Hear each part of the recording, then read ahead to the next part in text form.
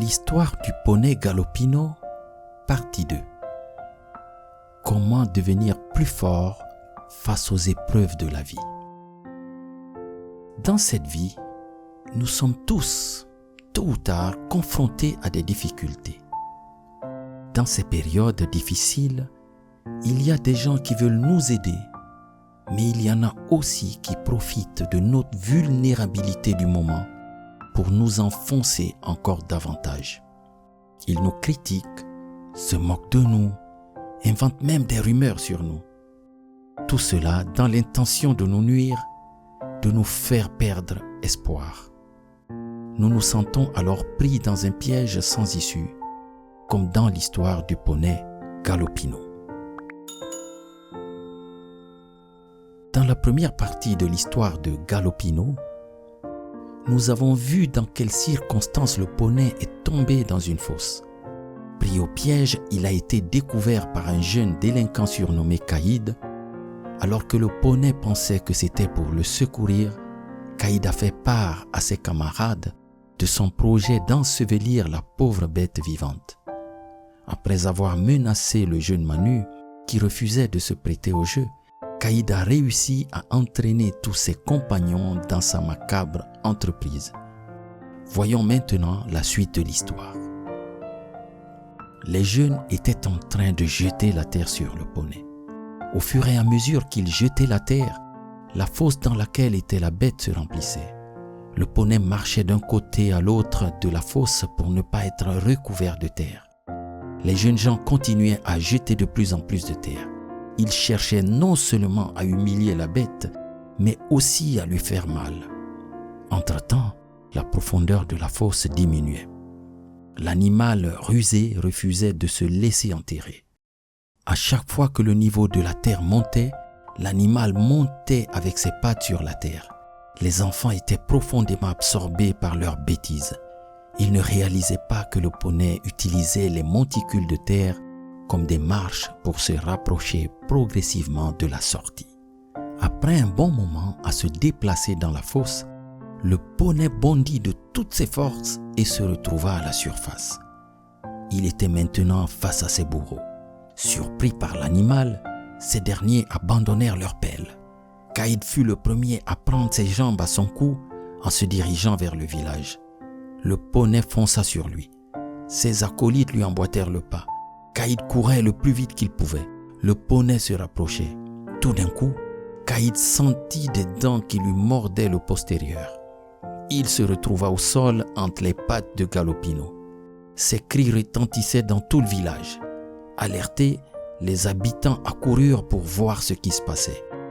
Très rapidement, un groupe de personnes se rua sur le poney furieux pour le calmer, pendant que les autres secouraient le jeune impétueux pour éviter un drame. Pendant que le poney s'acharnait sur Caïd, pris de peur, les autres enfants allèrent se cacher dans leur maison en fermant leurs portes à clé. Tout le monde sut ce qui s'était passé en interrogeant les jeunes gens. Les villageois riaient aux éclats. Ils répétaient à Caïd: « Cela t'apprendra dorénavant que ce que tu fais aux autres te revient d'une manière ou d'une autre. » Après cette journée si mouvementée, un des villageois ramena le poney chez son propriétaire. Galopino était ravi de rentrer chez lui. Au terme de cette deuxième partie de l'histoire de Galopino le poney, il y a 3 enseignements que nous pouvons retenir pour nous comme pour nos enfants. Si les messages de cette chaîne te plaisent, abonne-toi, mets-nous un joli pouce bienveillant et n'hésite pas à partager. Premier enseignement. Les épreuves peuvent nous rendre plus forts ou nous faire sombrer. Lorsqu'une situation malheureuse survient, nous avons 2 possibilités. Soit nous nous laissons dominer par cette situation.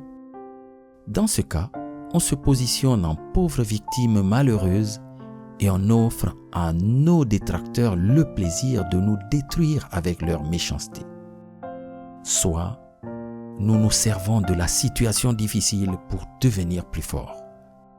Dans ce cas, nous allons transformer l'adversité en un défi stimulant.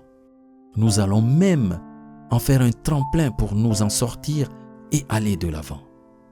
C'est ce que la ruse et la combativité du poney Galopino nous apprennent dans l'histoire.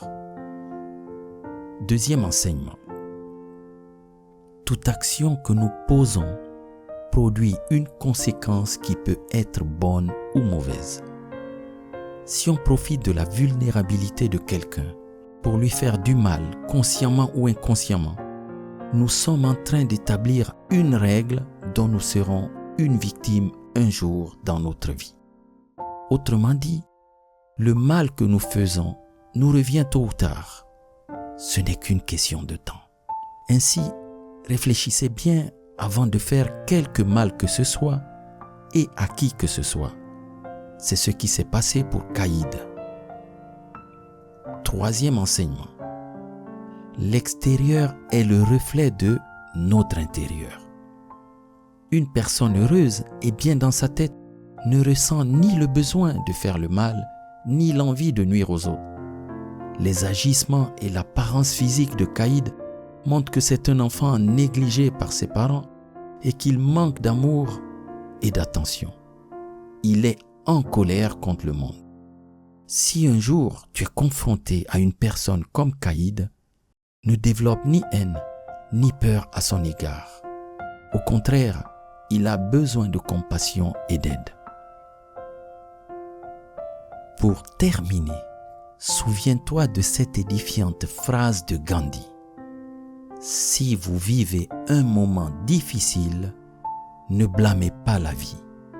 Vous êtes juste en train de devenir plus fort. Si tu penses que cette histoire peut aider une personne autour de toi, n'hésite pas à l'écouter avec tes proches et à la partager. Que celui qui renouvelle les mondes chaque jour soit la source qui te fortifie. Merci.